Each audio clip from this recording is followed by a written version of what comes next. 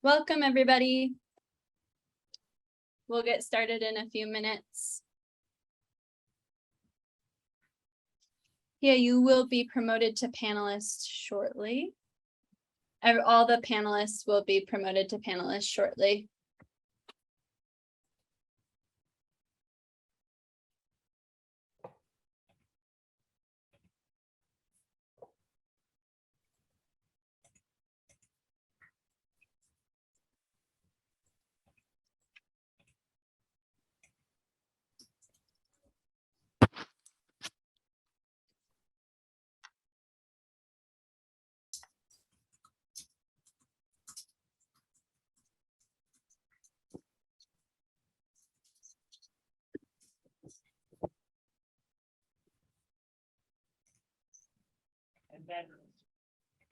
Welcome.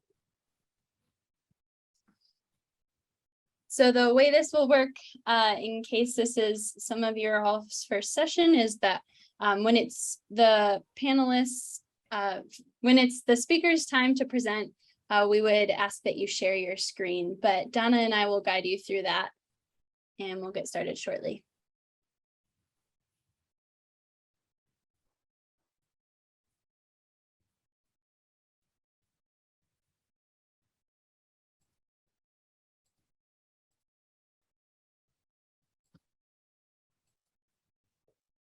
Is my sound working? Yes.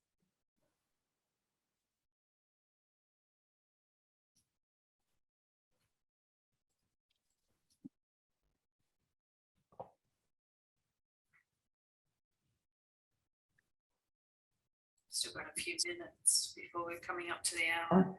We'll wait and have our panelists and speakers on.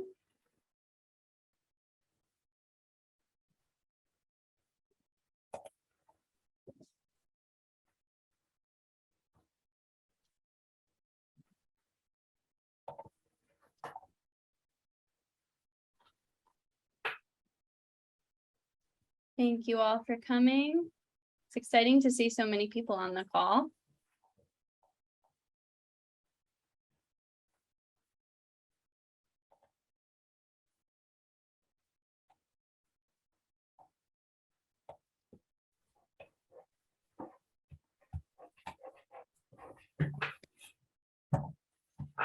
We've got 2 more minutes, I think. We'll just give people a chance to join. Still looking for a few of our speakers.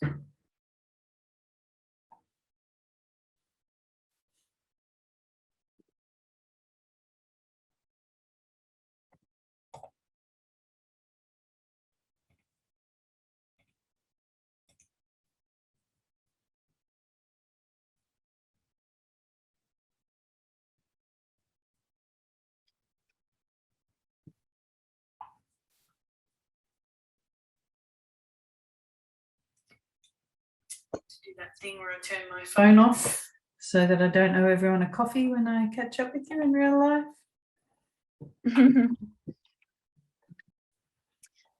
We want to acknowledge that we know everyone here is coming in from different time zones. So thanks for making it happen wherever you are. I know Donna, for example, it's 10 p.m. where you are, right? Yeah, it is. So you give me Making excuses for me already. That's very kind. If I'm tired, make sure my screen doesn't freeze with not blinking. All right, we're nearly at time. I think we're close to having most of our speakers. People can join and they will join the panel as the time goes on. But I think to keep us on time, we will kick off. I think we'll start. I'll introduce myself and my fellow convener, and then we've got a couple of other people to introduce, and then we'll start with the speakers. The first speaker will have 10 to 12 minutes to talk, and Adriana will give us a time check, but we'll run against that again in a minute. So my name's Donna Frater. I'm a diversity lead for the Natural Environment Research Council in the United Kingdom. I hope you can hear that I am Australian, and hello to everyone, or g'day. I'm a geologist by background and have been working in STEM diversity and women in resources groups for multiple decades now. So Mariama, would you like to introduce yourself? Yes, hello, my name is Mariama Dryak. My pronouns are she, her. For those of you who are perhaps nearsighted or blind on the call, I am fair-skinned with brown hair, blue eyes, and I'm wearing all black and some glasses. I am the director for the Polar Science Early Career Community Office. It's really good to see you all on the call. PASECO, which is the acronym for that long mouthful I just said, is based at the University of Colorado Boulder, but we're a national level office focused on supporting early career scientists across the US and beyond, and with a specific focus on diversity, equity, and inclusion. So I'm really excited to hear from the rest of you on the call. Adriana, do you want to introduce yourself? Yeah, thank you. I'm Adriana Gulisano. I'm Chief Officer of the EDI Action Group of SCAR, and I'm very, very pleased to see you all and looking forward for your presentations. I will be taking care of the time, so please be on time. Thank you. Excellent. Alrighty. So Adriana will Give you a prompt when it's 11 minutes and she'll say 1 minute to go. We do have a little bit of slack, so if we do have some great conversation and questions going on, we do have a little bit of leeway there and we can make that decision as we go along. Just a reminder that this session is being recorded. If you do not want your speech or the questions on YouTube, we will need you to tell us, and the deadline to tell us, I think, is around the 12th of August. So if you do come off this call and you decide you don't want your presentation on YouTube, please just let us know. And I have a link to the email that you can notify SCAR through in the chat for panelists. Also, please, everyone on the call, please use the Q&A function to ask questions. This is an incredible opportunity to learn from folks on the call, so we encourage you to do that. And for panelists who might not be able to use the Q&A, feel free to direct message them to me, because we'd love for you to be engaged in the conversation as well. Also, please don't forget that we have some awesome posters in the e-poster session of SCAR OSC. So you can access those online in the e-poster exhibition space on the events platform. And everyone can browse the posters at their leisure, comment on them in the exhibition space, and interact with the presenters in that way. I think with that, should we launch into it, Donna? indeed. Let's get started. So thank you again for your support for this session. We are the Inclusive Collaborations in Antarctic Research session. This is our second session to capture the international contributions that we have had on this subject. So thank you so much for your time and your efforts to be presenting for us here today. We have 4 talks and then a recorded talk, and we're going to start with Dr. Nicola Hellisey. So Nicola, I don't know if you would like to share your screen if you can. Yes. And Nicola's talk is how to be a better ally for LGBTQIA+ students. So Nicola, thank you so much for joining us, and please introduce yourself and share your presentation. Thank you. Excellent. So I'm here on behalf of Pride and Polar Research. So we are a network of people within the queer community. So if anyone is interested in joining, we have a website. We also have a MailChimp that we are sending out regular emails to as well. So please feel free to go and find us and join that. So to begin with, the polar field is a community. And as any community, it is not only diverse, but it's ever changing. And we have a duty of care in creating a welcoming atmosphere for all people into that community. So the LGBTQIA+ community is also sometimes referred to as the queer community, and it is an umbrella term and represents a vast array of people under that umbrella term. We all want to work and enjoy a safe space. So I'm so sorry. We all want to work and enjoy a safe space with people being respectful to us. So it's very important that we recognize the relevance of those people within our community. And one way of doing that is to be a positive ally. So to begin with, we're just going to start with some terminology. So first off is gender expression. And this is the external manifestation of your gender. So these are things like your name, your pronouns, your haircut, your behavior, your voice. Whereas gender identity is someone's deep internally held belief self of their gender. And this may not be what their gender expression is, and it may not conform with what they were assigned at birth. Some people identify wholly with a gender or some part of it, and some people don't assign themselves a gender at all, and these people are non-binary and also trans. We also then have sexual orientation. So this is the desire that people have for others, whether it be emotional, romantic, or sexual. So obviously, there are people who are asexual, who don't experience a sexual relationship or a sexual want with others, as well as aromantic. So this is people who still have sexual desires, but don't have romantic desires within relationships. So there is a large, vast array within that as well. So it can be very diverse within the queer community, and we come from a vast range of different backgrounds. But everyone in the queer community wants to seek a community where they feel safe. And the most important part of that is having a workspace where they feel safe to be themselves. And these safe workspaces, particularly within polar research, have not always been available to them. So the best way that you can be a great ally for the Pride and Polar research and for the queer community is to create that safe space. And it's not about acceptance. It's about acceptance. It's not about agreement. So you don't have to necessarily agree with someone's standpoint, or you don't necessarily have to understand where they come from. You just have to accept that they will know more about themselves personally than you do. And everyone is valid within that. It's also about the intent that someone has coming into it as an ally, as well as the impact that they have. So if you can create a safe space, if you can make someone feel like they are being respected, that you are trustworthy, and that they can tell you what they need, then that is far more impactful than going around shouting that you're an ally while not actually creating that safe space.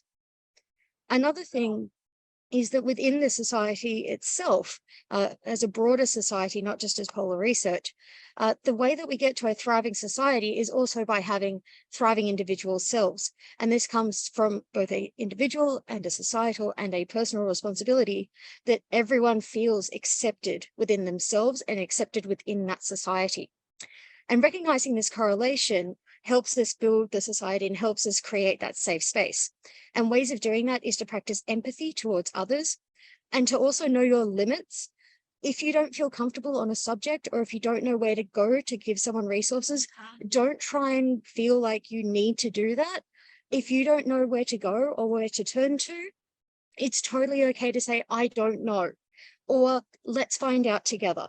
But acknowledge your limitations as well as others. If you know that someone doesn't know something, it's okay to tap them on the shoulder and tell them that that's probably not something that you should be trying to take care of. Another way to be a good positive ally is to recognize people's perceptions and their constructs.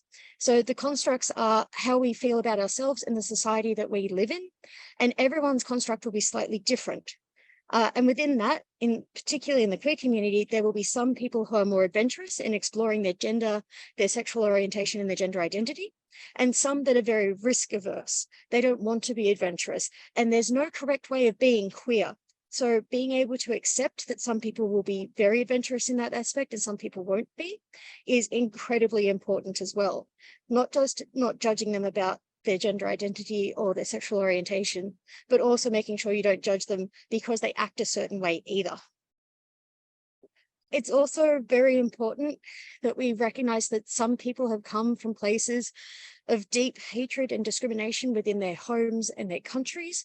And that, again, we need to be able to practice empathy towards these people.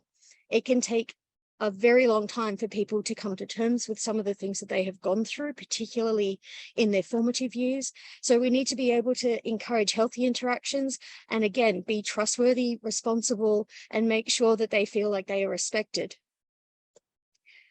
It's also about making sure that people feel valid, regardless of what their decisions are and regardless of where they are in their journey. So making sure that people are aware of the policies and the laws around that, and making sure that people feel like they have a responsibility to act if something, particularly things like sexual harassment, or people are particularly dead naming people who are trans. If you know that that's something that shouldn't be done, or if you know that that's something that is hurting the other person, if you feel like you can act and do so safely, you absolutely should. That is a brilliant way of being an ally. We also want to try and avoid using inaccurate terms and triggering words. And some of these are not necessarily things that people would think of as inaccurate or triggering words when they think about the queer community. In particular, things like preference. Pronouns are not a preferred pronoun, they are my pronouns. They're not just something that you prefer to use around me. It's not something that I prefer get used for me. They are my pronouns. Again, gay rights. Not everyone within the queer community likes the idea of gay rights because they should be human rights. And this isn't something that a lot of people will necessarily know about. Again, the gay community. It's now more common for it to be called the queer community or the LGBTQ community, because the gay community doesn't actually encompass everyone within that. The alphabet community can actually be seen as derogatory because people don't want to learn all of the letters of the acronym. They quite often will jumble up the letters or add additional ones on, and it's actually very, very hurtful to people. So being able to make sure that if you hear these terms that might trigger people within the queer community, and make sure that you can stop that, would be another brilliant way of being an ally. One that quite a lot of people don't tend to realize is actually quite harmful is using the term homosexual. And it can be very surprising to some. And again, this is because of a history of it being used as a derogatory term and being shortened to things like homo. So particularly in older people within the queer community, they don't like the use of the word homosexual because it has negative connotations. Finally, when we go back to interpersonal relationships within the workspace, it's very important to know that some people, even if they are both within the same section of the queer community, that they may be at different points in their journey. So what's a correct answer for one will not necessarily be a correct answer for the other. And all of these are fluid. So to know how to correctly identify and answer and act on something might be brilliant at doing things for someone who's very new in the queer community, but might not be very respectful for someone who's been in the queer community for a long time. So actually knowing where those limitations are for yourself, and that can also include your own personal time and energy as well. If you don't have the space to be able to do that, then that's totally fine. There are many people within the queer community who know how hard it is to not only be within the community, but to be an ally as well. So if you don't feel like you have the time and the space to be a good ally or to be the person that they cry on your shoulder, that is also totally reasonable and understandable. Other ways to be a great ally as an individual is to do your research, be aware of your own personal constructs, but also just make sure that other people are treated with respect, to make sure that people feel valid within the workspace, and to provide an atmosphere of acceptance. You can also go away and learn about the terminology and understand the words that the queer community use and what sort of actions the queer community is taking at this point in time. You can also go away and read the DEI mission or the vision of the institution and organization that you work for. And if there is one particularly for your national program, that is something that you could potentially put up within your workstations, particularly in field stations, if you have one. You can also respectfully ask questions, and this is one that I cannot stress enough. If you are unsure about something or if you don't know something, please feel free to ask the person themselves. I'm very sorry, I don't know what your gender identity is, or I don't know what your pronouns are. Can you please help me? Or I'm trying to find resources for someone who's seeking assistance. I know that you were having similar issues. Would you be willing to share those resources with me? Or even asking questions of, hey, I'm not sure what the T in LGBTQ is. Can you tell me about that? Are all very valid questions. And honestly, being able to educate people about the queer society is also very, very important. Wrap up. So please. as a society within Pride and Polar Research, it's very important that we recognize the diversity within our field.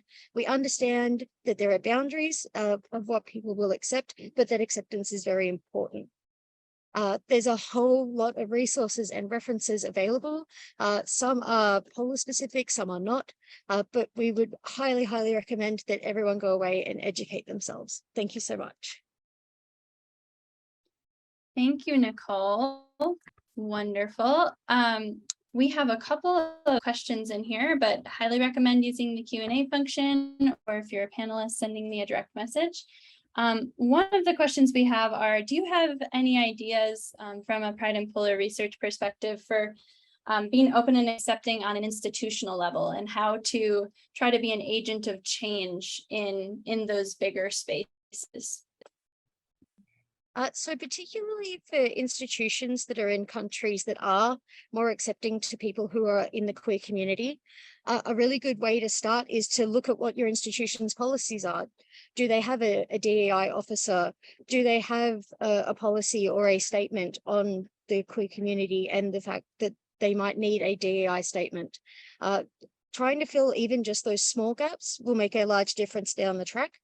If they do have those sorts of things, finding out if there are people within the organization that are actively working towards policy, and then assisting them with that. So at the moment, a large part of what Pride and Polar Research is working on is helping look at more gender inclusive field gear and equipment. So finding out where those things are, that particularly if it's something that a lot of people over many years have gone away and gone, oh, that's not something that's very important, it becomes that missing stair. So being able to identify where those missing stairs are as well, and be able to say, we don't have a way for people who are queer, whether it be their gender expression or their sexual orientation, to feel like they're included in the board meetings. Do we have anyone like that in our community or in our higher sort of positions within our institution? What might be stopping them? That's all sorts of things that we can then go away and then try and work on as a larger institution as well. Thank you so much for sharing this so much. One second. Okay, I'm going to address a technical issue on the back end of things, but thank you for your presentation, Nicole. And we're wondering, where can we find more information about findings and learnings on the Pride and Polar website? We'll have that as our last question to wrap up. Not a problem. So if you go to Pride and Polar Research, there is prideandpolarresearch.org. There is a tab at the top called Resources. The very top one is a poster that Pride and Polar Research made for a previous SCAR conference. And below that, there are other references and websites. So you just need to scroll down on the resource page, and there's a whole bunch of links and academic articles that have been written specifically on that subject. Thank you. Really great talk, and such an important aspect to remember and to learn about. And it's also good to remember that being an ally could also be a useful tool for someone who's not out yet, but would still like to participate and provide support. So thanks for the work that Piper's doing. Excellent. Thanks, Nicole. And thanks, Friday. Polar Research. Righty, we'll move on to our next speaker. And we have Polar Educators International to present for us today. And I believe Pia Casarini is going to be presenting. We've got a number of your fellow members on the call as well. And thank you so much Yep. for your support and for joining us today. Well, If you'd thank like you. to share Yeah, your screen. Sure.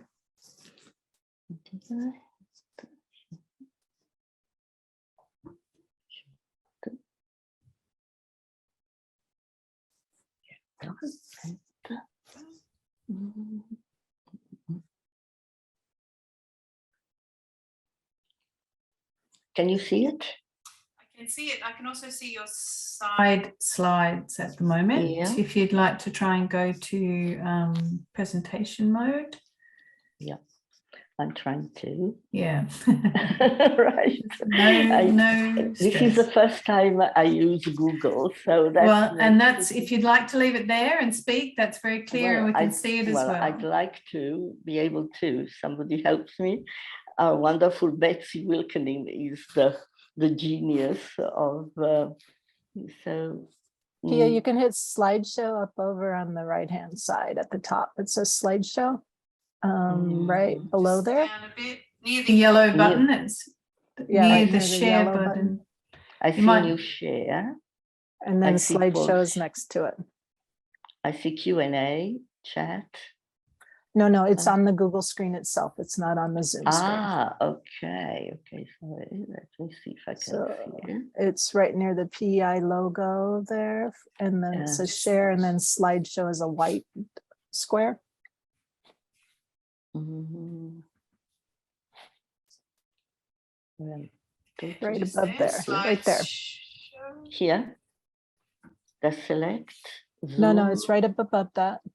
Go up above it and to the right, far right. format. Wait, you were just there. Move back over to the So, left. background layout. No, up higher. Right to the right of that, Here. where it says One slideshow. A more. bit to the right, you might have to just make your screen bigger. Mhm. It's like your mouse won't go over that far. It's just a little bit to the right from where you are now. More? Yep, just there. Yes. Right there. Ah, wow. Magic. So, There we not go. really, now it's much bigger than I Perfect. wanted to. That's perfect, Pia. That Can you we see can it see all that right? clearly. Yes, thank you. Sorry Perfect. about that. Okay, right. Well, thank you. So we started doing a JEDI system group for PI. And as the title says, from aspiration to inclusion. And we haven't been quite there yet, but I like to guide you to it. And if you tell me how to go. How to move the slide. I mean, this is terrible to. I You usually can go. hit your arrow key, or you can Okay. see on that menu you just popped up where there's an arrow at the top. There's 2 arrows in each direction in that little pop-up menu. So either the arrow key on your computer or that arrow on there. No, up at the very top. There you go. Okay. God knows what I've done. But anyway, so thank you so much. We have a lot to learn. So I am a newly elected president, and as you can see, I need to learn a lot more technical stuff. And the executive committee, the newly formed for this year starting in June, is Susie Ellison from Colorado. She can't be with us. Joanna Hubbard from Alaska. She's experiencing a power cut, so she can't be with us. Sophie Weeks is joining us by phone. She's just come back from a wonderful exploration in northern Norway, and Betsy Wilkening, past president, and our wonderful technical person as well, with whom we rely a lot. Okay, so this is the brief way that I would like to guide this conversation. First of all is our PEI approach to the JEDI statement, the participants that we had, initial thoughts, because as I said, we haven't quite got to the final decision yet, a specific approach that's typical of PEI because we are polar educators, work in progress and moving forward.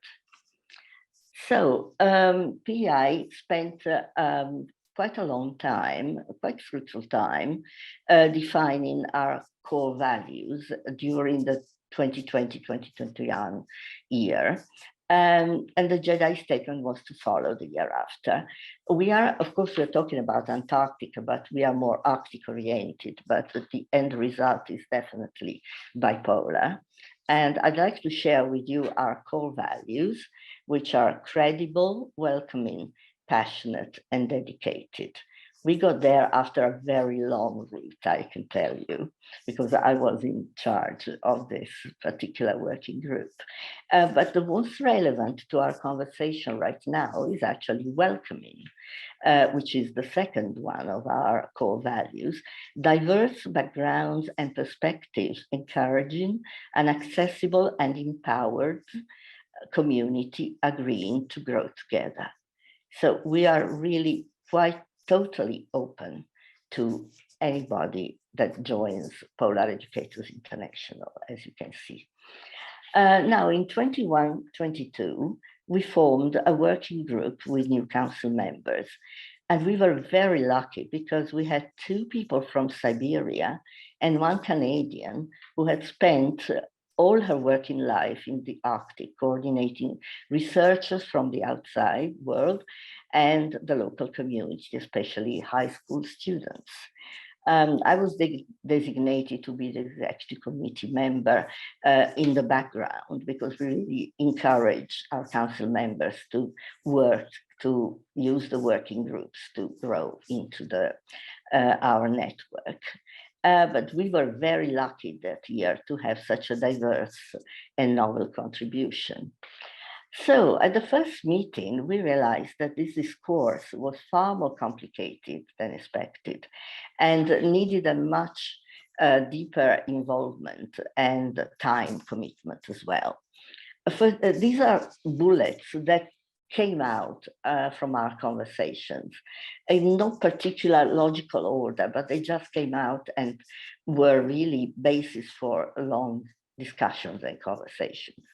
So different meanings for justice, equity, diversity, and inclusion, who are depending on nationality and background. Having the input from our friends and colleagues from Siberia was really very, very important because they came from something completely different from any freedom that we may have enjoyed as well during our lives.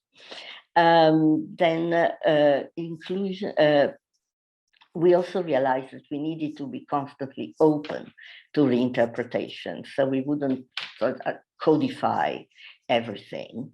Consider this a process rather than a statement, and then depending on different nations, justice and equity are considered human rights. This was very strongly recommended by our Russian friends. And also try to challenge the concept behind the words. And we considered this specific approach. First of all, most polar educators don't live in the polar regions. And that can create a problem of understanding what the actual problems are when we open up our discourse to people who live in the polar regions. And also, as PEI is an international network, we have to be aware of the diversity among our members, like national differences, languages, and facilitate inclusion. Educators, also, we are not just talking about teachers, we're talking about educators, and educators are different ages, abilities, cultures, beliefs, formal education, sexual orientation. And basically, we thought that our approach was to base our behavior on our core values, because this is what we actually believe is the basis of Polar Educators International. Our work in progress, as I said, we haven't yet come up with a statement. This requires more commitment than considering just a few points. Now we have just a newly established council for the year 2022-2023, and are going to have a new group, a working group on Jedi to continue this work. And I've chosen to still be the person behind all this because I find this subject very interesting, and it really would give polar educators a big basis. By being welcoming, again, our core value, PEI aims to achieve a productive collaborative environment where members and council members feel they can be themselves. Respectful challenge is encouraged, and differences are understood and welcome. And in moving forward, we are very grateful to SCAR, and we welcome the opportunity to share also SCAR's EDI discussion. Tomorrow will be again in the meeting, in the workshop with the Renuka. And the different approach of SCAR in Antarctica, which is work on research bases on ships, and PEI, which involves Arctic residents, as well as an Antarctic presence, can contribute, we think, to create a very stimulated and thought-provoking base to reach an EDI statement. In fact, as it was, I just added this last bit because this morning I attended the session on public engagement in Antarctica in a changing climate, and the Brazilian people were just absolutely brilliant in their educational tools.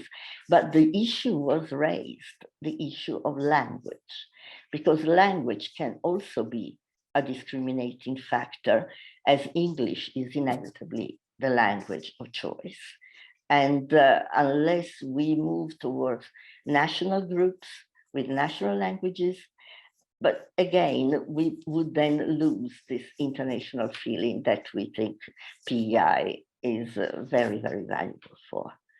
So this ends my presentation for the moment. I hope next time we'll have more codified EDI or JDI group, something that we decide how to do it. But so far it's work in progress. Thank you. Thank you so much for that presentation. One of the questions we had come in are how can we help connect, how can we help connect researchers and educators?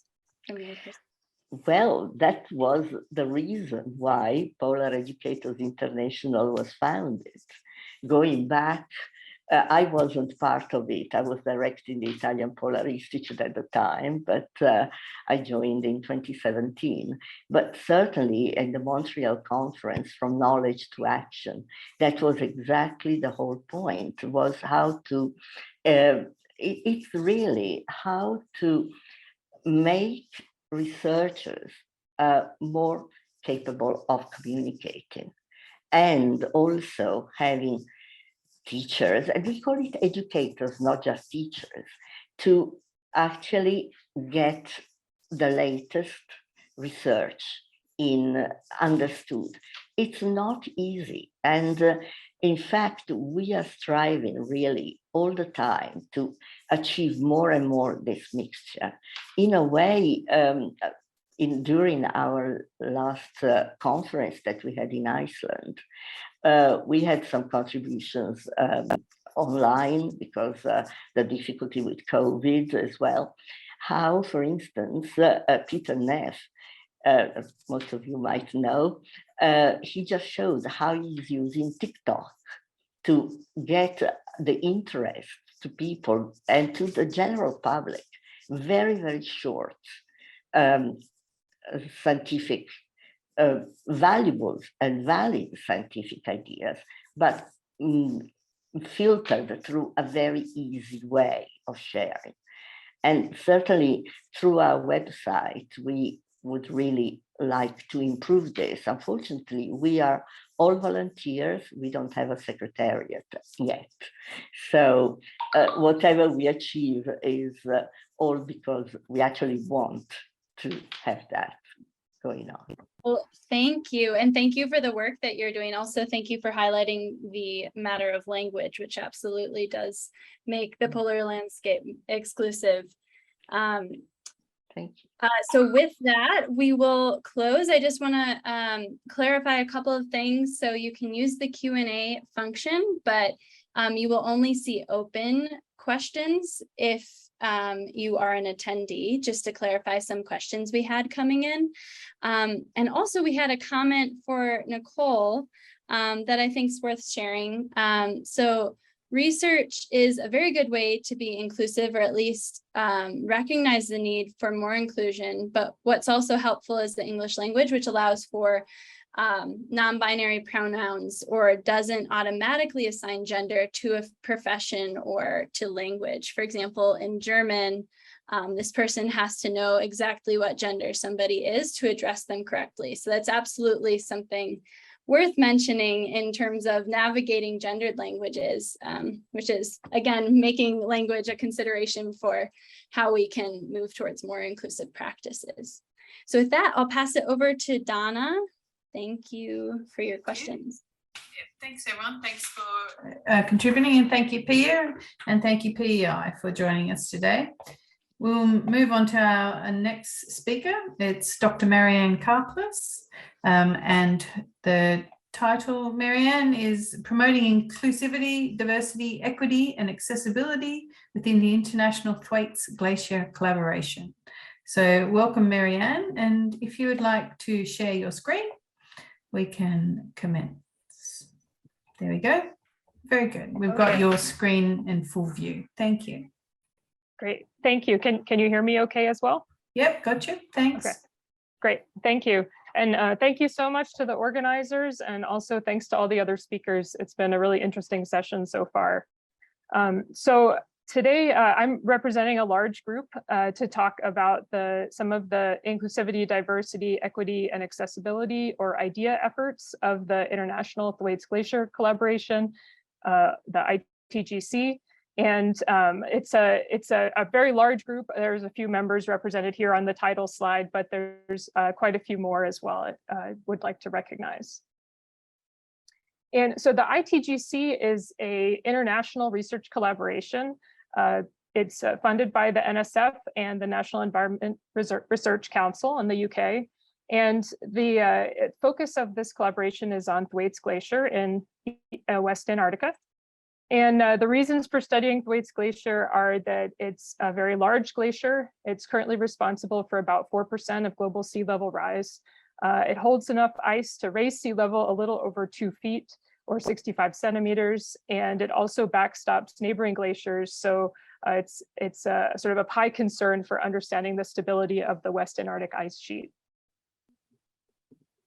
And so the International Thwaites Glacier Collaboration involves 8 different science projects, and I will put the acronyms on this diagram here.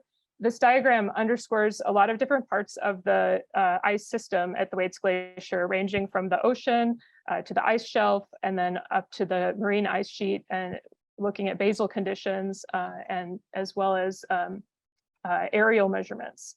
And my role within ITGC is, so I'm actually, by way of introduction, I'm an associate professor at University of Texas in El Paso.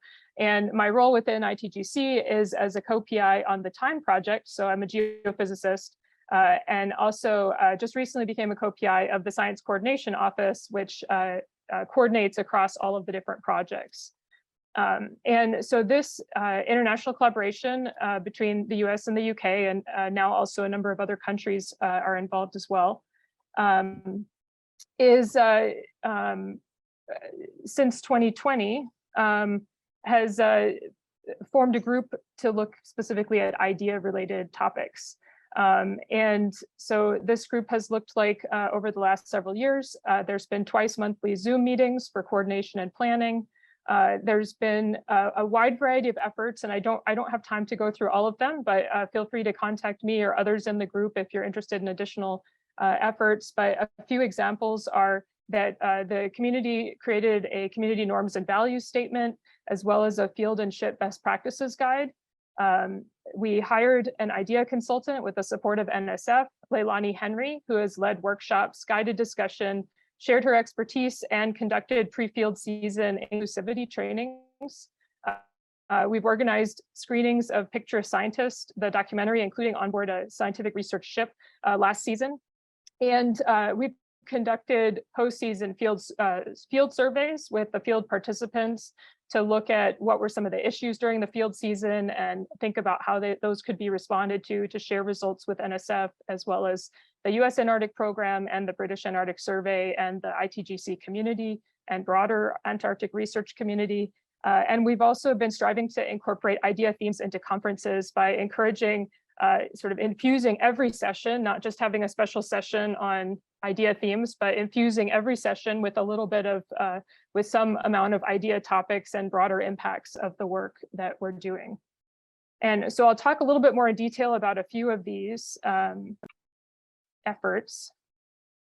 And but before I do that, I wanted to just highlight a few key observations from the literature that I think are really important to keep in mind as we're looking at these topics. And those are, as you all know, I'm sure, geosciences as well as polar sciences has remained one of the least diverse STEM fields over the last 40 years based on PhD recipients. Over the last 20 years, the proportion of geoscience undergraduates from marginalized racial groups has increased about threefold, but the progress is concentrated at relatively few universities, in particular at minority serving institutions like historically Black colleges and universities and Hispanic serving universities. And scientists from underrepresented racial and ethnic groups face structural bias and what can be referred to as a hostile obstacle course. So there's a lot of barriers that have been identified to those groups. Inclusive field experiences are important, and exclusive or hostile field experiences are harmful. There was a recent article about how polar science communities need to invest in actions to create a more inclusive workplace, and some suggestions for how to do so.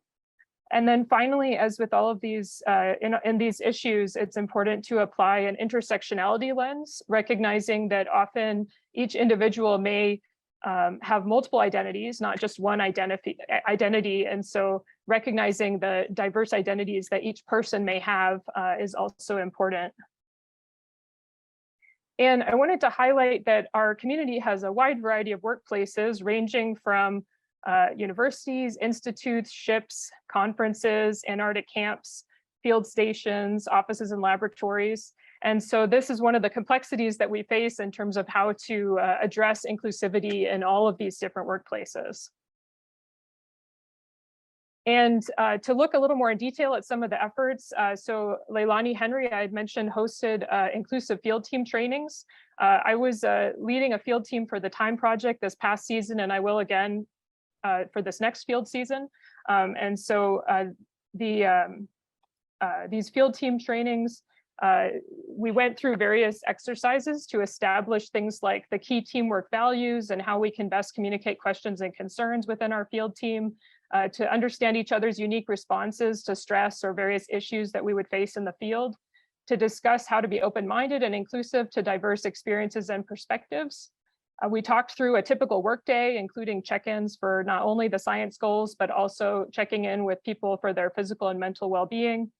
We talked about various avenues to seek help or to report issues, both within the field team as well as more beyond the field team to contacts back home through satellite communications. And we talked through the ITGC's Field and Ship Best Practices Guide. And I just wanted to highlight that there were several scientists who led the writing of that guide, and it's also available for comment on GitHub. So please, we'd welcome feedback on that document on GitHub. And moving on to another topic, so also related to the field season, looking at some of our post-field season survey results. And this is now backing up a few years to our 2019 to 20 survey.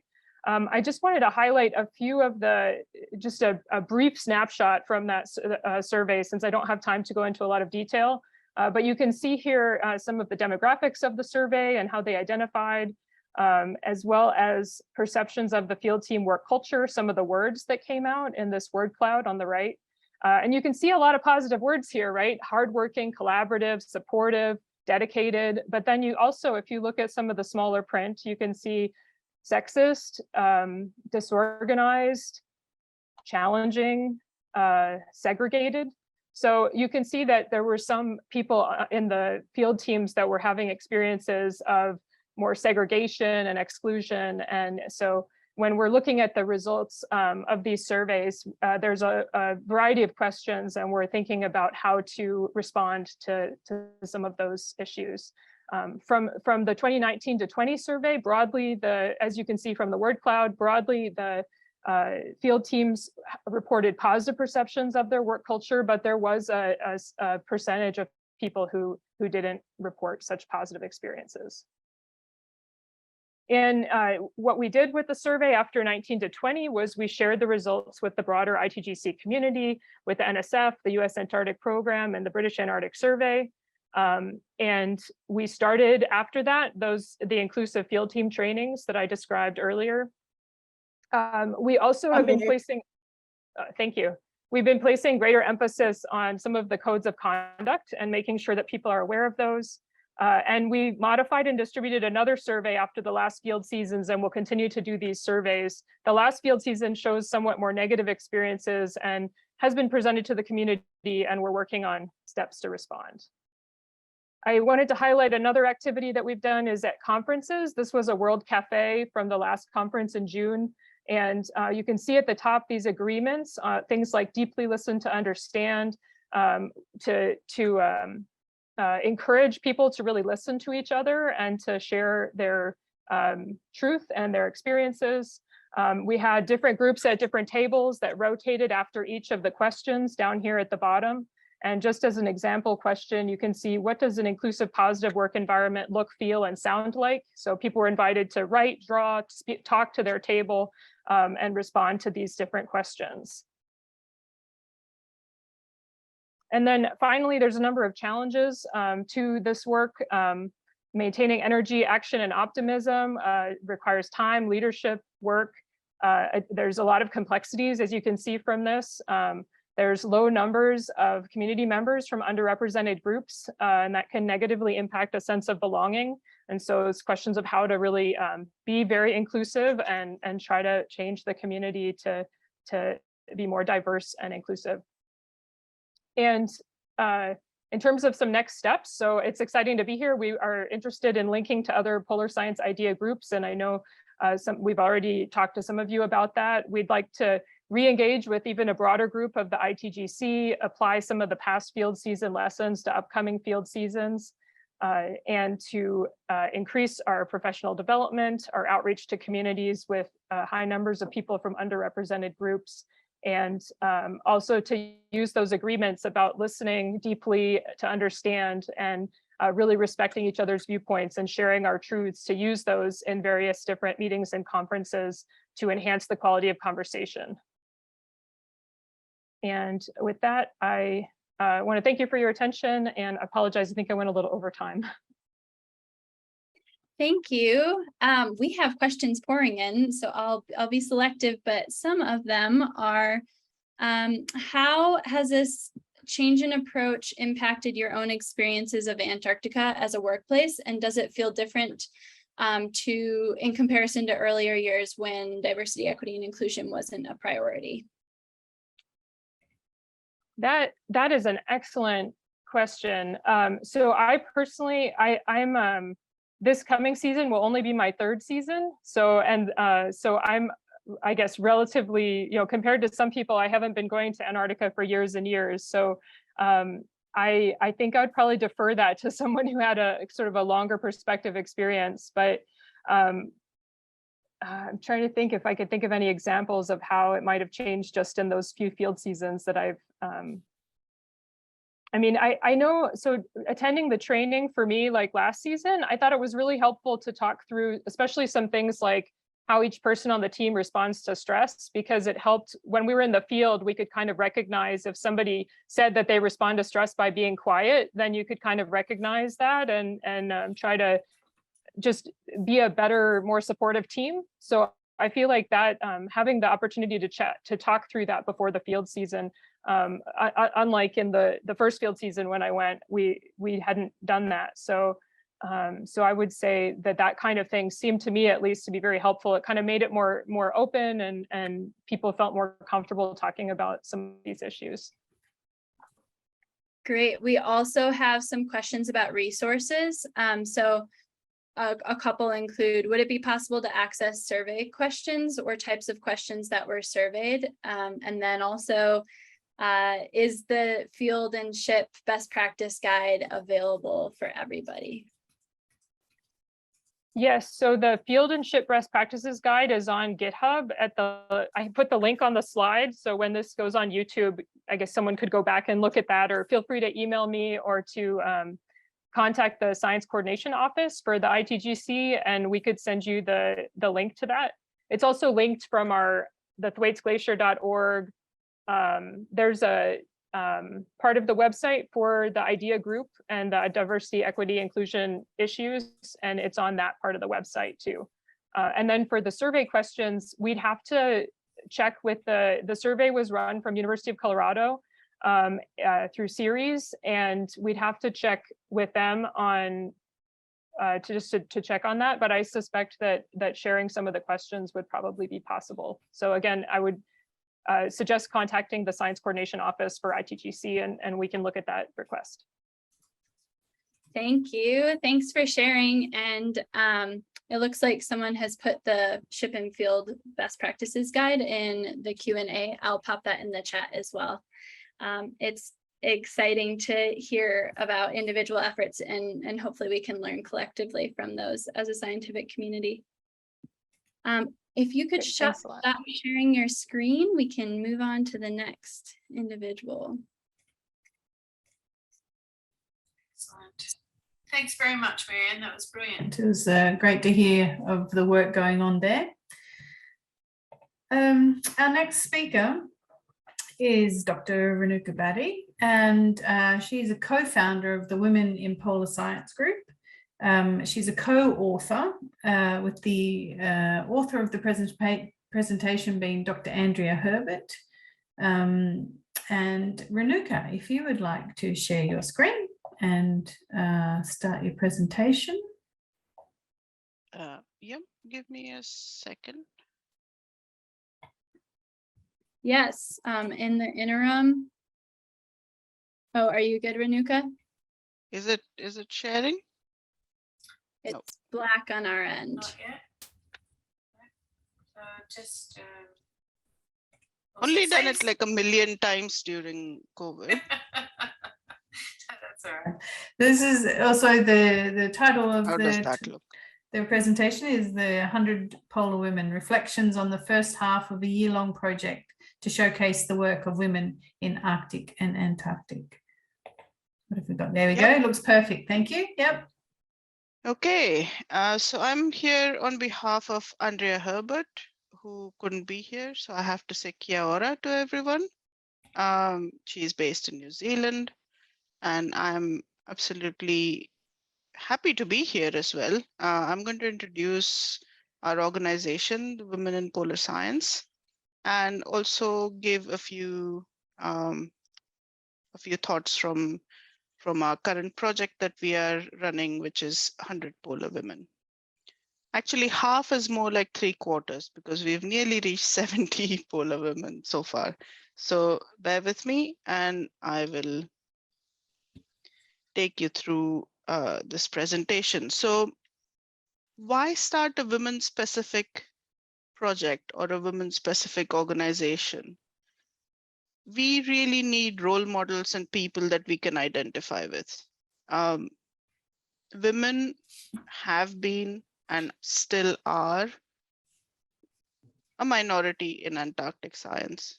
So it's really nice to be able to see the work of so many amazing women that work not just in the Antarctic, but also in the Arctic, and also based in offices around the world when they don't go for field work at all. We also need to understand that women are not a homogeneous group. We have to acknowledge that we are diverse. And with that, we face many different challenges. Being a woman is not the only thing that defines us.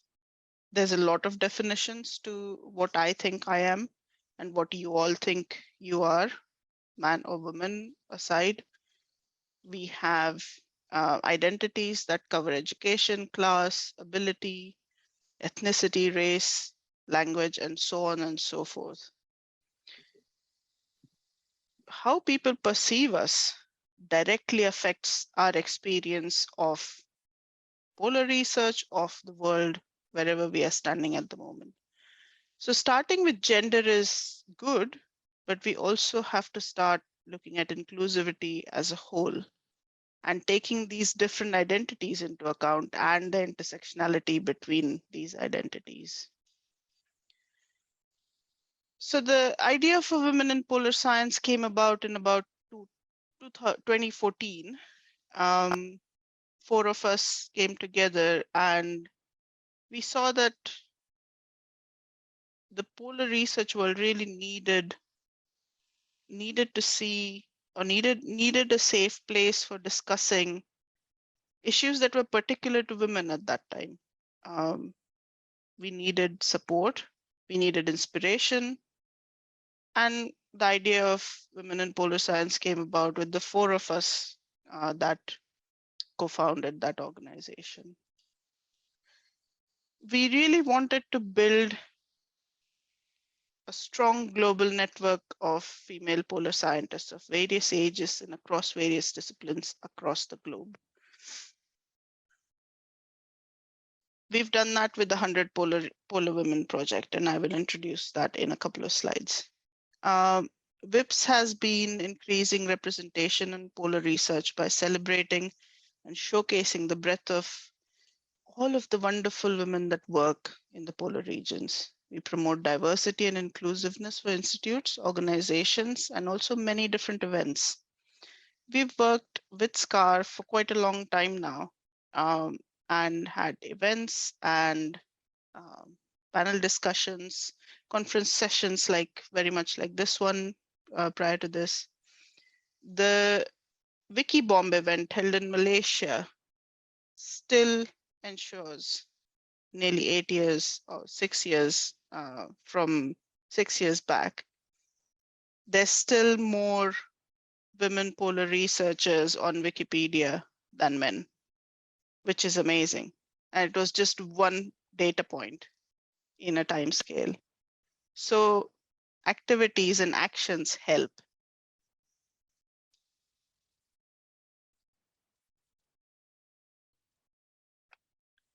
So this is where we live, women in polar science.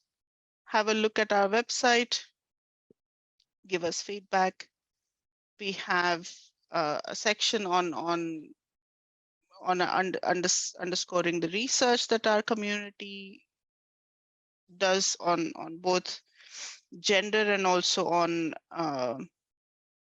inclusivity and DEI resources. So please send us the papers and we are happy to publish them on the website for you.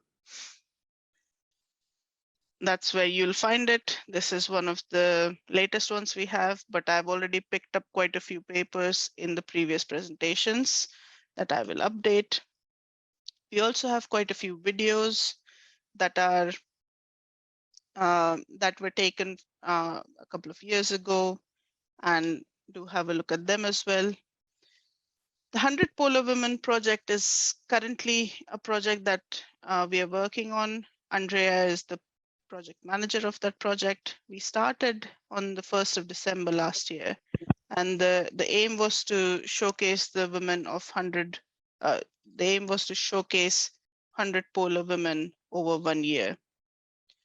We were hoping to have diverse geographies, backgrounds, age groups, and disciplines as well.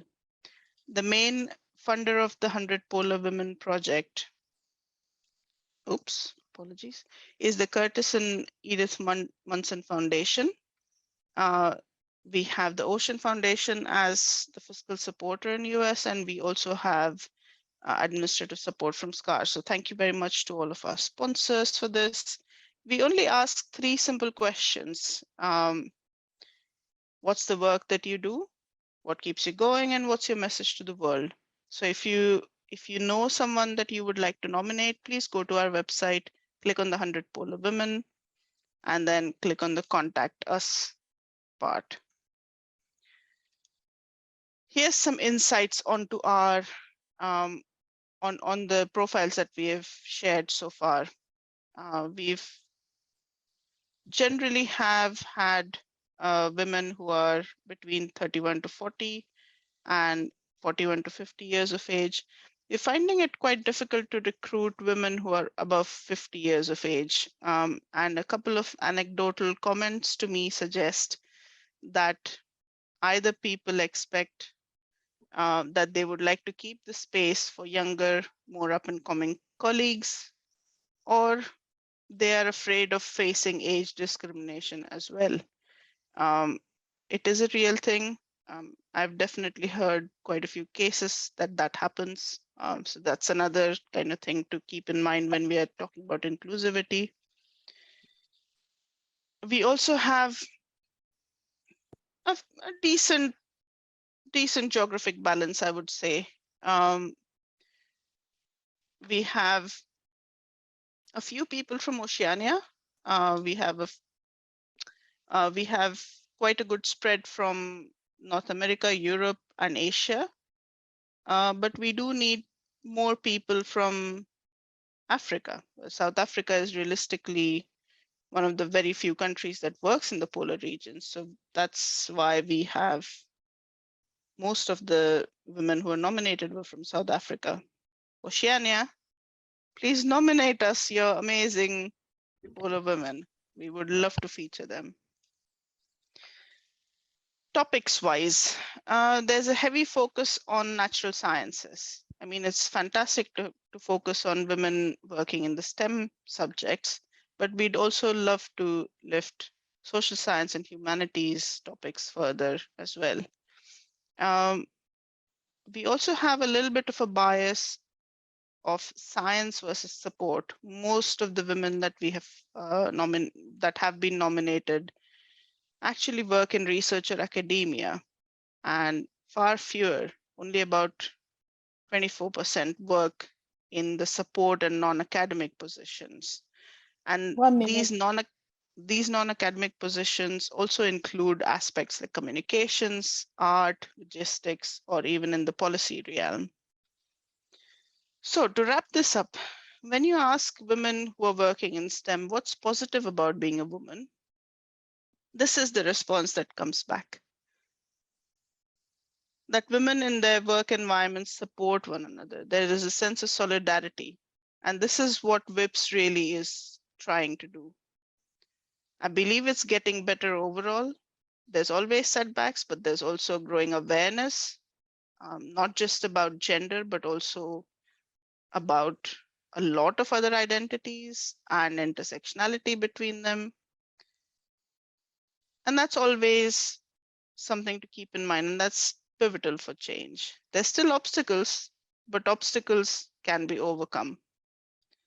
And this is a really nice example of something that I have seen change over the last about 12 or so years. These are all the heads of delegations at the recent Antarctic Treaty meeting, which was held in Berlin a couple of months ago. I certainly had not seen that many heads of delegation who were women 12 years ago when I first went to my meeting. So here's a real measure of change, even in my career. So thank you very much.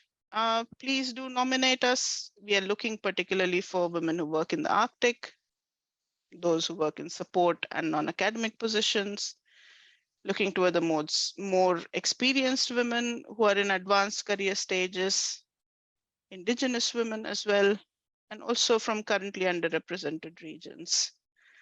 Thank you very much. Thank you, Renuka. It's wonderful to hear about the WIPS efforts. And we have a question asking, do you have any statistics for how many interactions on social media this has already delivered? And where would you like to take it? Oh, wow. Okay, so since we have been formed in 2014, WIPS has got over 10,000 followers the last time I looked, which was maybe about a year or so ago.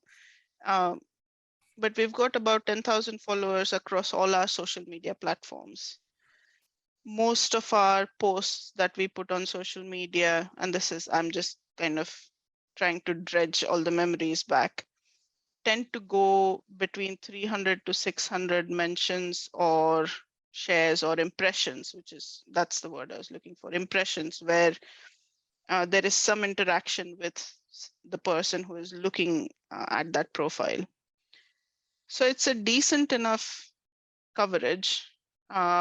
We tend to get between 10 to 30 shares per post that we put on either Facebook or on Twitter, which is also pretty good considering the algorithm. If you don't, it becomes quite difficult to kind of tend to the algorithm all the time, but hopefully we're doing okay. And you all can help us better that. Share, please, the contents that we produce. It's there for everyone. Please do share and help us and also everyone else who's working in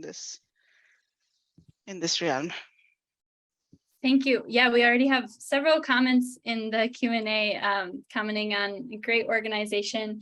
I'm going to briefly touch on some of the comments we have here because I think that they're excellent background / thoughts to bring into our inclusivity and Antarctic inclusivity workshop tomorrow. So we encourage everyone on the call to go to that to engage more with some of the comments we have here and maybe some of the thoughts you're having but haven't shared.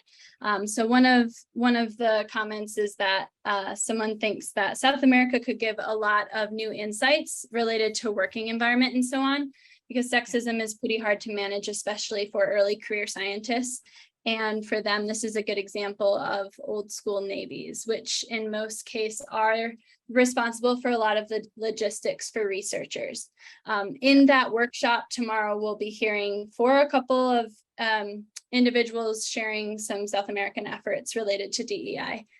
So that's exciting. And then another thought is, and I think this is especially relevant, it's great to see these efforts. It's also a bit worrying to see that DEI initiatives seem to be coming mainly from early career scientists and or women in research, and some of that being volunteer. So thanks for sharing your thoughts. We encourage additional questions. Do you mind if I just say a couple of sentences to those?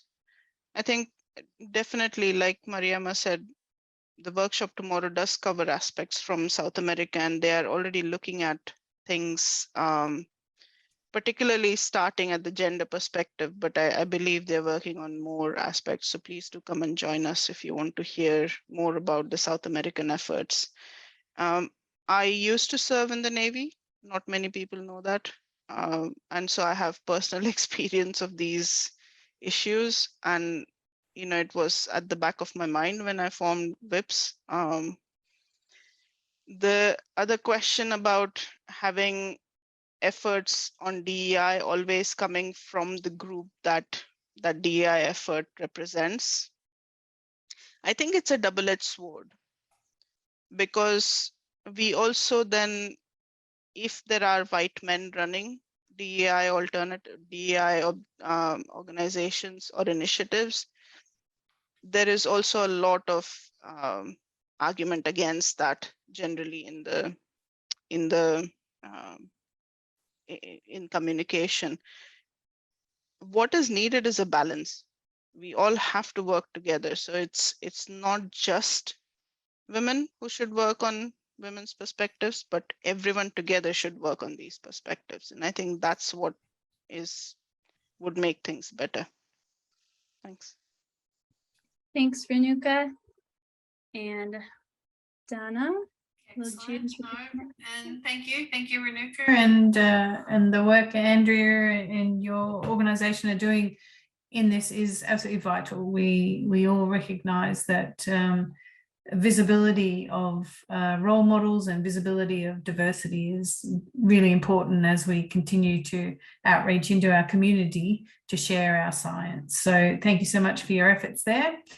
Our next speaker is Dr. Diana King.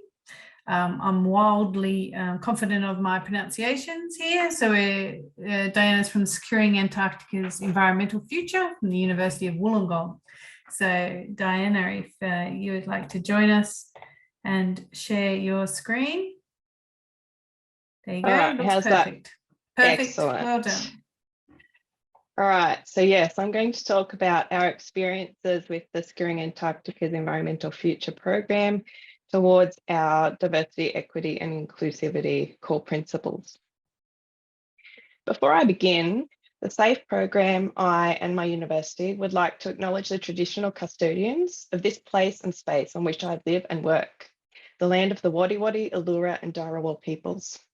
SAFE, the university, and I acknowledge the devastating impact of colonisation on our campus's footprint, and we commit ourselves to truth-telling, healing, and education. So firstly, who am I? I'm a disabled Antarctic researcher. I'm an ambulatory wheelchair user, meaning that sometimes I walk and sometimes I need wheels to get around. I have a PhD in Antarctic ecology and have been in the Antarctic research community for 13 years. I'm a mum to a cheeky 4-year-old, and I am the Deputy Program Manager for the Securing Antarctica's Environmental Future program, otherwise known as SAFE. Today, I'll be talking about how we have tried to implement policies and procedures to ensure equity, diversity, and inclusivity within our program. So who is SAFE? We are an Australian Research Council Special Research Initiative for Excellence in Antarctic Science called Securing Antarctica's Environmental Future. We have 105 members across 8 different countries, including 19 universities, 5 research organisations, and 6 Antarctic program collaborators. We are conducting research across 3 major themes. Theme 1 is climate process and change, integrating knowledge from ice sheet reconstruction, satellite observations, meteorological field measurements, and high-resolution climate proxies to understand recent variability and change in Antarctica's weather, climate, and ice sheets. Theme 2 is biodiversity status and trends, using downscaled climate and environmental information, novel biodiversity and genomic data, and integrated biological and geochemical proxies to produce transformative insights into the structure, function, drivers, and future of Antarctic biodiversity. And theme 3, supporting environmental stewardship. We're developing bespoke decision support tools to identify conservation priorities and strategies in the face of alternative environmental and political futures. Established in 2021, we have been funded for 7 years to work towards our vision of an environmentally secure Antarctic, valued for its role in the Earth system and for its significance to society. A number of challenges in polar research and fieldwork have been established by researchers, including some of our session panelists, especially Meredith Nash, who should be speaking shortly. Historically, Antarctica has been dominated by white European and North American men. Today, Antarctic research, fieldwork, and support is supposed to be for people of all identities, but barriers still exist and are prevalent for people in marginalised groups, including but not limited to barriers related to gender.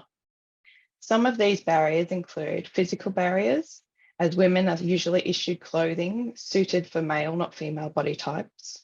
And there is also a barrier here to conducting Antarctic research for some disabled researchers. Caring responsibilities and unpaid work are often disproportionately borne by women, and extended time away from home makes family planning and caring responsibilities difficult. Cultural sexism and gender bias leads to gendered divisions of labour in the field, with women often feeling the need to prove themselves.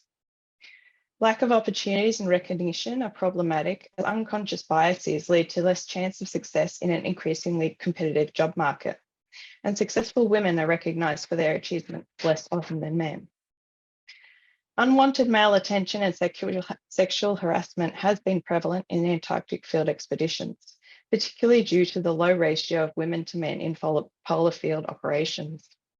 And finally, a lack of women in leadership roles in Antarctic science and operations is also a barrier, as you can't be what you can't see.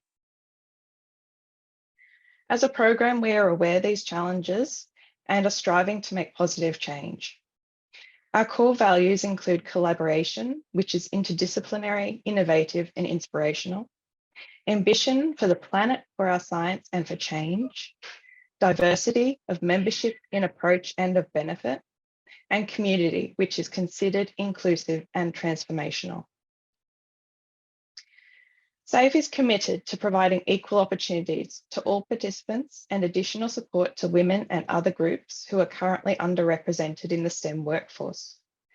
We will do this by providing a fair and inclusive working environment free from all forms of discrimination, ensuring that all SAFE participants feel valued, respected, and supported, assisting women and underrepresented groups in advancing their careers and building their networks and leadership skills, helping parents and carers to balance their work and caring responsibilities, enabling people with a disability, injury, or health condition to fully participate in program activities.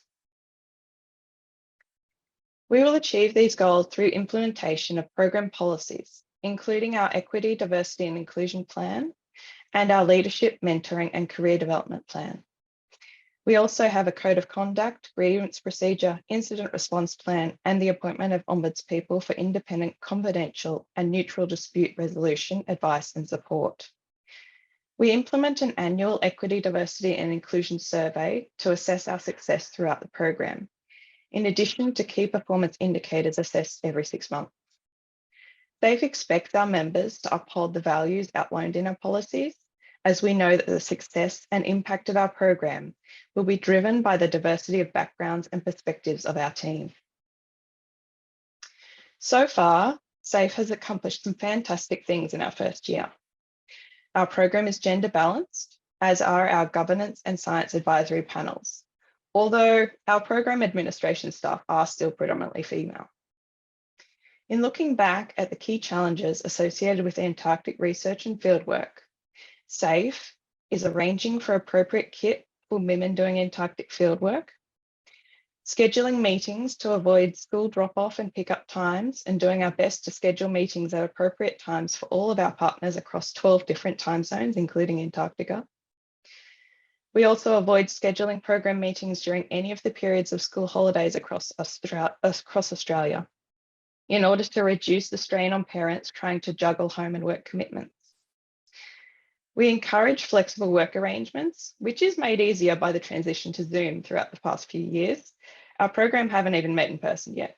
Almost everything we've done has been conducted over Zoom.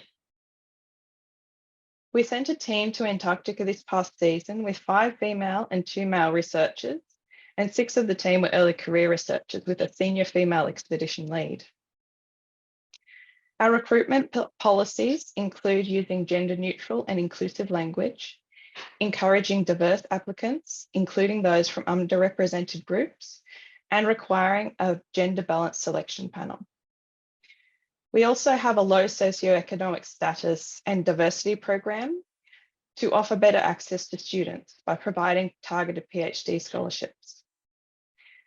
Our mentoring program brings together SAFE members of differing career stages to enhance personal and professional growth and identify individual career opportunities. Our program team also look for and encourage opportunities for the recognition of all of our members. In order to best protect our members when they are in the field, every team is given an independent means of communication outside of that provided by the Antarctic Logistics Support, so that our people can always get directly in contact with us in the case of any incident or if they feel unsafe. 1 minute. We are also, thank you. We are also working to establish more women in leadership within Antarctic science. SAFE's 2 deputy directors are senior women, and we also currently have 3 mid-career women as our deputy theme leads, undergoing a formal leadership mentoring program. However, there are still challenges. We are still working on getting good mid and senior career male participation in the program activities, which require volunteers, although we have identified this imbalance and are working to improve it. We are also currently lacking in Indigenous representation across the program and are looking at recruitment strategies to encourage Indigenous researchers to apply. Budgetary constraints can also put limits on what we as a program can accomplish in regards to equity, diversity and inclusion, We have a limited budget and are doing our best to spend it wisely while addressing issues of inequity. SAFE is still in its early stages. We began in 2021 and are funded for 7 years. We're trying to be proactive and trying to put policies and procedures in place before incidents arise, and we know that we need to constantly keep actively working to address EDI issues. We're an international program working across many cultures, trying to put in place best practices, but we are aware that Antarctic research is a particularly international field, and alone we cannot address or solve all equity, diversity, and inclusion issues. It will require change throughout the entire Antarctic research community. We are happy to collaborate and share our experiences and always keen to hear feedback as to how we can better achieve our goals. So please don't hesitate to contact me if you'd like more information. Thank you for your time today. Thank you, Diana. Very interesting talk and really exciting to hear about SAFE. Can you tell us more about the ombudsman to which you referred? Is it someone from a single institution? And how do they work across teams with possibly very different roles, standards, and expectations?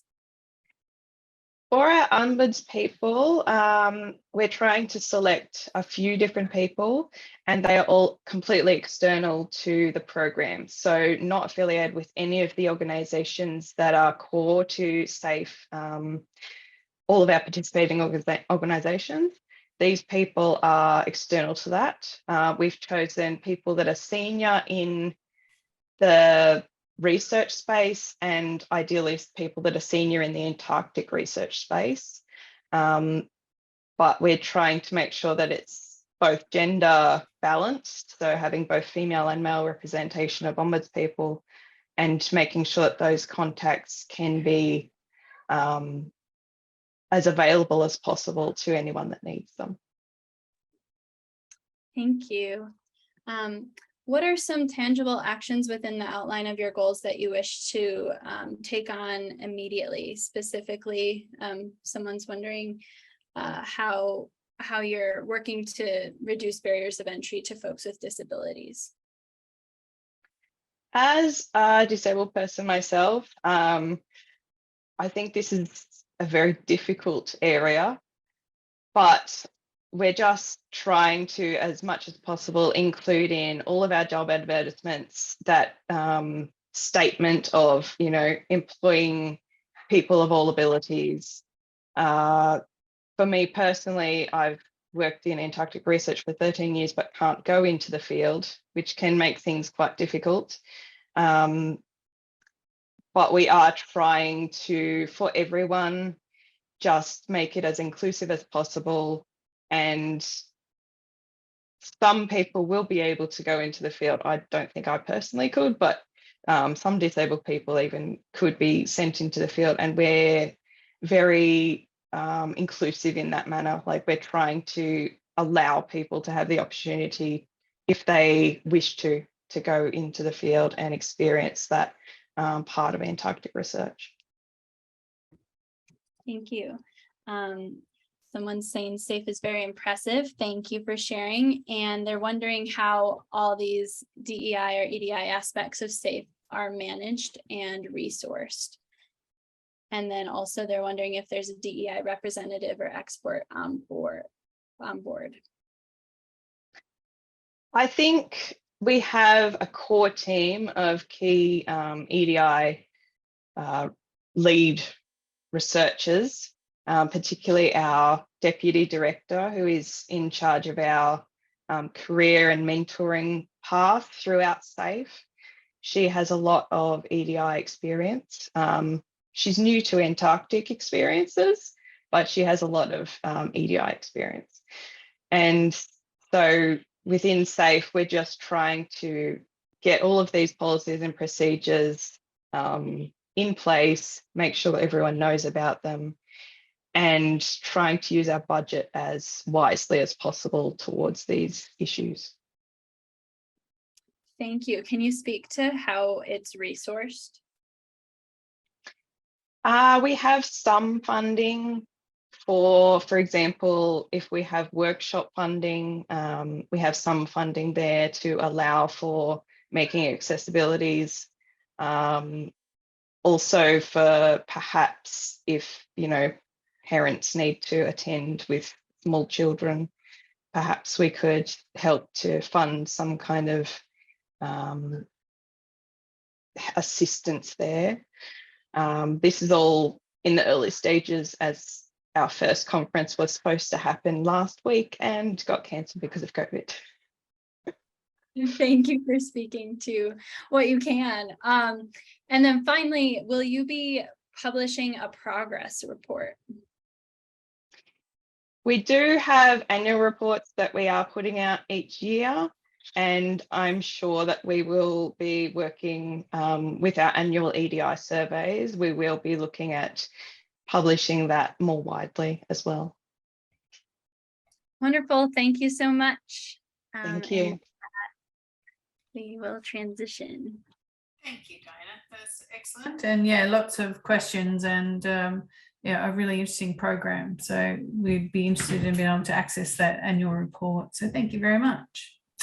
Our last speaker today has sent in a recorded version of their talk. It's from Professor Meredith Nash. She's currently at the Australian National University, and the topic of her talk is Who Should Work in Antarctica? An exploration of the individual, social and cultural aspects of expeditioner recruitment. So we will play her talk now. Obviously, Meredith won't be joining us to answer questions, but if you do have questions, please pop them in, and I believe we can offer it up to the panels, or we'll also refer them through to Professor Nash as well. So if our fantastic IT team could share and present Meredith's talk for us. Yes, and just for those of you keeping an eye on the agenda, Kimberly was not able to make it today. Thanks for having me. Today I'm going to talk about my work around who should work in Antarctica.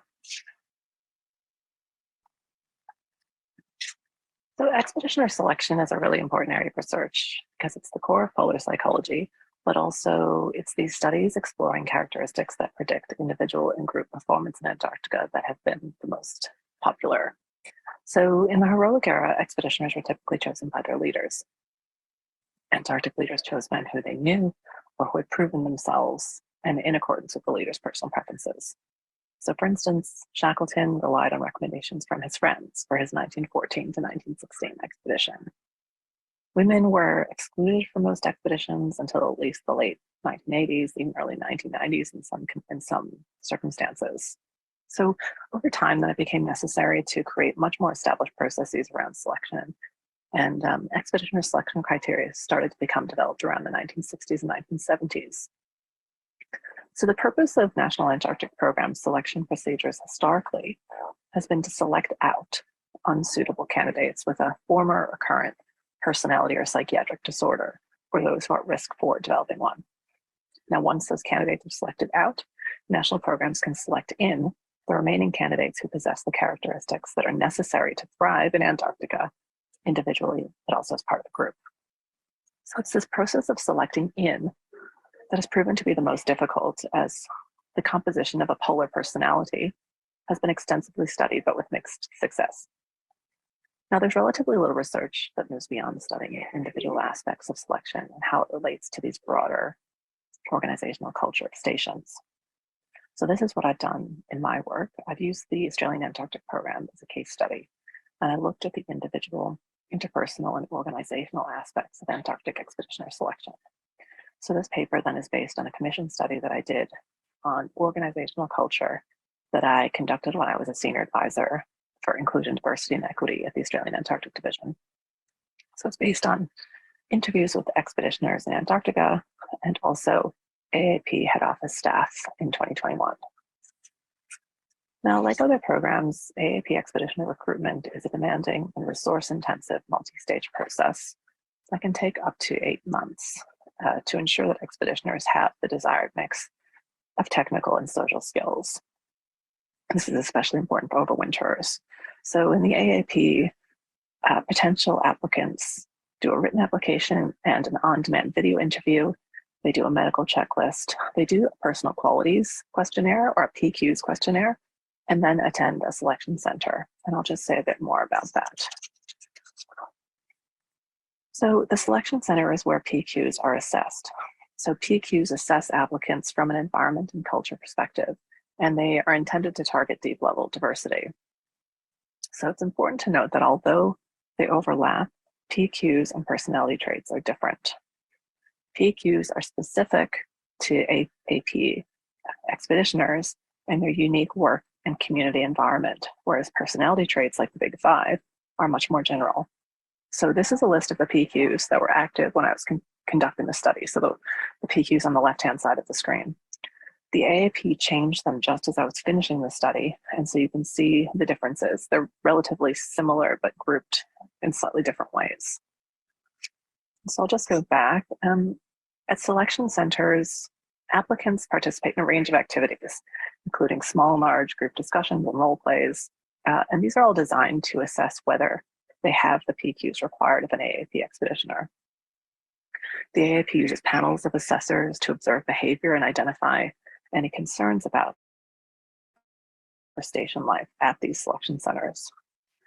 And assessors are primarily drawn from a pool of existing AAD employees and particularly from experienced expeditioners. Now, once somebody passes the selection center, they then have technical interview, medical screening, psych assessment, and then an offer. Returning expeditioners don't do a technical interview, they just do a behavioral interview. So now I want to talk about the themes from the study, including how expeditioners described the ideal personal qualities of an expeditioner, their perceptions of station culture, and also some of the challenges and limitations of expeditioner selection processes. So in response to my question of what makes a good expeditioner, the participants identified several qualities, including resilience and flexibility, as well as being likable, open-minded, and a creative thinker. Participants specifically flagged the uncertainty of the conditions and the necessity of being able to accommodate rapidly changing conditions. They also noted the benefits of having a good mix of people on station. Now, overall, participant views largely aligned with the AAP's PQs around work ethic and community, and there weren't really strong gender differences in terms of how people talked about these qualities. But compared to their perceptions of the PQs, participants had much more mixed views about station culture. So gender really influenced how people talked about culture. So for instance, women overwhelmingly discussed that there was a male bias on station. They described them as blokey, which is a sort of Australian colloquial term for men. And they also even described it as predatory. Men rarely talked in these terms, and they rarely referenced a lack of fit with culture. Even, for instance, participant 12 on this slide observed that the culture was actually too soft and inclusive for him compared to his other work environments. Both male and female participants did, however, identify that when women are present on station, the culture is much more positive with less aggression and swearing. Lots of participants also discussed the drinking culture on station. So, of course, alcohol is well known to be a way that expeditioners relieve boredom and anxiety. And in some stations, the bar is really the primary site for building social relationships. But alcohol, of course, is problematic because it can create a permissive environment for a range of bad behavior, and in particular for sexual harassment. So participant perspectives on the expeditioner PQs, coupled with their thoughts about station culture, raised some interesting questions in relation to expeditioner selection. So several of the people in my study pointed out that selection can be problematic because it sort of unintentionally seems to value a certain type of expeditioner and sameness over difference when it comes to cultural fit. Whilst expeditioners are formally evaluated against this set of PQs, these extracts make it apparent that selection bias does perhaps contribute to how individual panel members assess candidates around job and culture fit. Now, given that the AAP workforce is mostly white and male, both in head office jobs and also down south, it's possible that various forms of bias could emerge. Also, most selection panels are comprised of white people interviewing other white people, given the demographic composition of the AAP. So the selection center may also contribute to this if the evaluative criteria are vague or ill-defined, and therefore provide much more leeway for panel members to select expeditioners based on their own judgment or experiences. So for instance, one woman described judging candidates from her gut based on how they would make her feel on station. In addition, the group activities and dialogues in selection centers perhaps make the source of a candidate's performance much more ambiguous in a team setting versus an individual one. Therefore, it may mean that, say, more extroverted candidates stand out compared to those who are more introverted, or that, say, women or people of color are judged differently to white cisgender men. So in this study, participants made apparent that the purpose of selection was to recruit people with complementary skills and to contribute to the diversity of the team on station. However, findings also suggest that demographic similarity of expeditioners, like the overrepresentation of white men, is perhaps much more important for assessing organizational fit than the AAP perhaps might be selecting for through its PQs. So findings from my study provided insight into this unobservable interpersonal and cultural fit piece of national program selection. So for instance, participants described the many ways in which the interpersonal interactions and the social environment can deeply affect an expeditioner's experience of station culture. Most of the women in the study pointed to the connection between the overrepresentation of men in the AAP with this potential male bias in the station culture. So study findings reveal how decisions on candidates might be made in selection centers, and also those subtle factors like cultural similarities that may unintentionally contribute to selection outcomes. So the structure of selection centers in and of themselves might lend themselves to bias. And this is particularly when certain stereotypes or cultural fit expectations are activated in the process, such as where, say, demographic similarity is used as a proxy for cultural fit. There's also potential bias in terms of how assessors are selecting. So diversity in general has not been a well-defined aspect of Antarctic selection, which means that year after year, selection is happening from a very narrow pool of applicants. They're mostly white men, and they continually are overrepresented in the AAP and in other programs. But indeed, since I collected this data, the AAP has taken lots of important steps in recruitment. So they've put gender equity, for example, at the center of their cultural change program. They've refreshed the PQs in many aspects of the recruitment process. They've ensured that the selection centers are aligned with the PQs. They've improved pre-expedition training, and they've also outsourced several aspects of candidate selection to reduce any ambiguity or selection bias. So a key recommendation is that other programs, of course, take similar steps in terms of refreshing their recruitment processes and trying to uncover areas where bias may be present. But also, more broadly, there is a much bigger piece for programs to consider how they can diversify the recruitment pool, particularly in places like the US, Australia, and the UK. We want to be able to make Antarctic jobs much more appealing to wider groups of people. And we really want to try and recognize the generalized barriers that people in historically excluded groups, for example, have to deal with in terms of trying to enter the Antarctic workforce. Of course, because differences in cultural values and socialization are also really important considerations as to why people from historically excluded groups are not currently attracted to the polar workforce. So it's really essential at a basic level that national programs as a first step are designing job advertisements and recruitment imagery that connects with a diverse pool of talent. We really want to move away from some of the stereotypical imagery of the heroic era, which automatically connects Antarctica with white men. And of course, the picture on my slide is a good example of that, of sort of a kind of a hark back to heroic images. Because when people in historically excluded groups can see themselves in the job, they're much more likely to be open to new work experiences and modify any of their previously held beliefs and attitudes about what an Antarctic expeditioner looks like, or their own perceived lack of cultural fit with being an expeditioner. So thank you so much.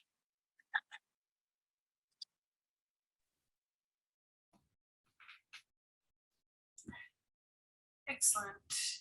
It is It's a pity we don't have Meredith here with us today to be able to ask the questions, but again, some very prevalent themes regarding the role models we're seeing and the communicating of those images and and how our science is communicated through to our communities across the globe as well. That does bring us to the end of our presentations and speakers today. I would firstly like to thank our SCAR IT team. You have been brilliant in bringing these sessions together for us, and as conveners, let me assure you that you have brought the magic, and we've just been trying to catch up. So thank you very much to everyone who's working behind the scenes and working in the middle of the night there for us. So I really appreciate that. Again, would like to thank all our speakers, presenters, and the organisations you are joining and representing. It makes a great difference to hear your voices and the work that many people are doing in this, and also helps us to collaborate and to connect with these groups across the community who are volunteering and focusing their time and some of their work effort time on diversity, equity, equality, inclusion, justice, and inclusion elements. So truly want to thank everyone for, again, volunteering your time and speaking with us today. Would like to remind everyone of two things. We've got e-posters, as Mariama mentioned at the beginning. Those e-posters are available through the SCAR conference website. And in addition, we've got the workshop tomorrow. So I did place the link through to the conference website page that shows all the different workshops. It's clear to find the inclusion diversity workshop there tomorrow. And again, another opportunity to speak about inclusive collaborations in Antarctic research.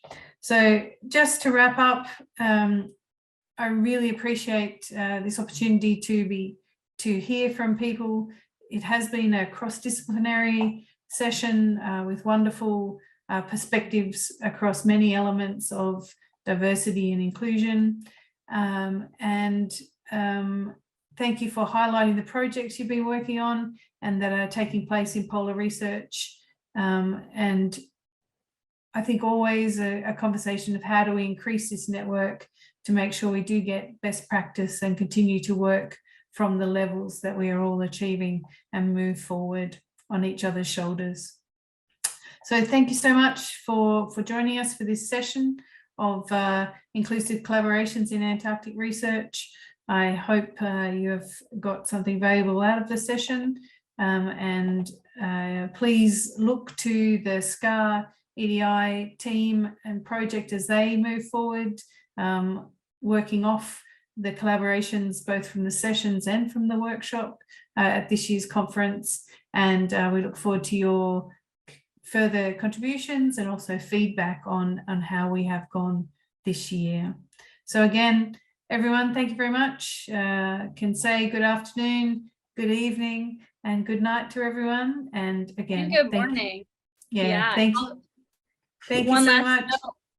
Thank you to Donna for all of the organizing behind the scenes that she's been doing for this workshop, and everyone else who's been doing that. So have a good day. Thank you. I'm going to stop the recording, please.